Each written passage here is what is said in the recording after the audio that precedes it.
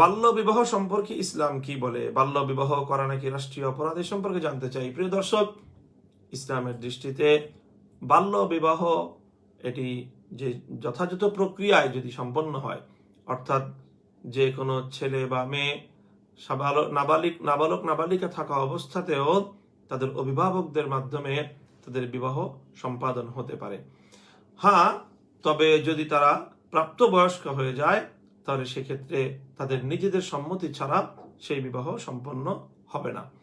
সুতরাং ইসলাম এই বাল্য বিবাহকে অনুমোদন দিয়েছে এবং অপ্রাপ্তবয়স্ক অবস্থায় বিবাহের যে প্রক্রিয়া রয়েছে, অর্থাৎ যে প্রকৃত অভিভাবক, সেই অভিভাবক যদি নিজের পক্ষ থেকে সেই বিবাহ সম্পাদন করে তাহলে সেই বিবাহ কার্যকর বলে গণ্য হবে।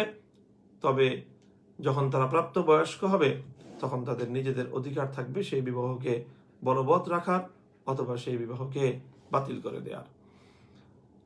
রাষ্ট্রীয় আইন এটি যারা করেছে, এই রাষ্ট্রীয় আইন এই যারা কর্তৃপক্ষ, এই জন্য তারা আল্লাহ রাব্বুল আলামিনের কাছে জিজ্ঞাসিত হবে, যদি তারা মুসলিম হয়ে থাকে, যে তাহলে তারা কেন ইসলামের যে বৈধ একটি বিষয় যেটিকে আল্লাহ পাক রব্বুল আলামিন বৈধ করেছেন, হালাল রেখেছেন, সেটিকে কেন তারা হারাম ঘোষণা, কেন তারা অবৈধ করলো, বেআইনি করলো। আল্লাহর পক্ষ থেকে সিদ্ধ, শরীয়তের পক্ষ থেকে একটি সিদ্ধ বিষয়কে নিষিদ্ধ করার অধিকার আল্লাহ রাব্বুল আলামিন তার কোনো বান্দাকে, কোনো মাখলুককে আল্লাহ পাক দান করেননি। সুতরাং এ কারণে তাদেরকে কঠোরভাবে জবাবদিহিতার সম্মুখীন হতে হবে।